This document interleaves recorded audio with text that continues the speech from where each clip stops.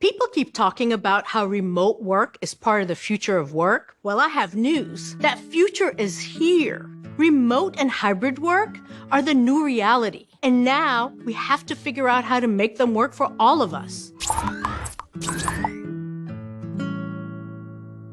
In March 2020, when the COVID pandemic hit, remote work went into hyperspeed. Work routines that were tied to commutes and buildings where people shared time and space went away. Many people wondered what would become of teamwork, collaboration, and productivity. They soon found that they could accomplish more at home and find the best work-life flexibility of their careers. Today, the verdict is in. Using surveys, polls, and meta-analyses, I found that over 70% of employees in most global surveys want a mix of in-person and remote formats moving forward. This makes us multimodal workers. What does this mean? It means we have to be awesome in person. We have to be awesome remotely. And we have to be awesome when we're in hybrid mode. While that might sound like a lot, with some new thinking and new skills, we can use the office as one of our many work tools. I've been doing research and advisory work on distributed work for over 20 years and have spoken with over 300 companies around the world. Here are 4 things we know work well.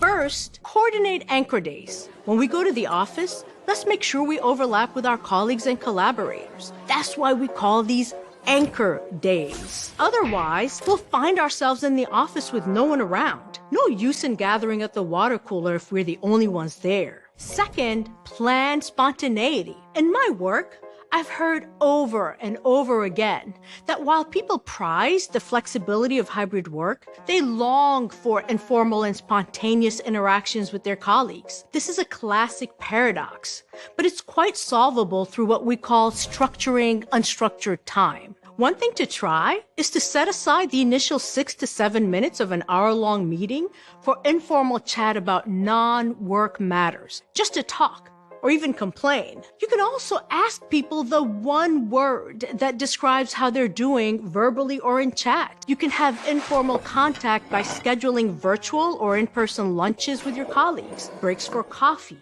tea, or a snack, and even happy hour trivia challenge. If you're a leader, you should demonstrate the value of informal talk by initiating it yourself. Third, use the right tools to communicate. The key here is to match our digital tools with our communication objectives, which means we have to mix it up. If we have to solve a really complicated problem, the best digital tool to use is one that allows real-time discussion. If we need to process complex information, sending an email might be the best option, giving people time to review and absorb the content. Video can be great when we need our communication to include emotional cues. It helps to see someone's face when discussing tricky topics. It also increases immediacy and intimacy, but it can be exhausting. Many people reporting tech exhaustion, but it doesn't have to be that way. We need to know when to take a break. For one-on-ones, try audio and keep the cameras off. This last takeaway is for management, but it affects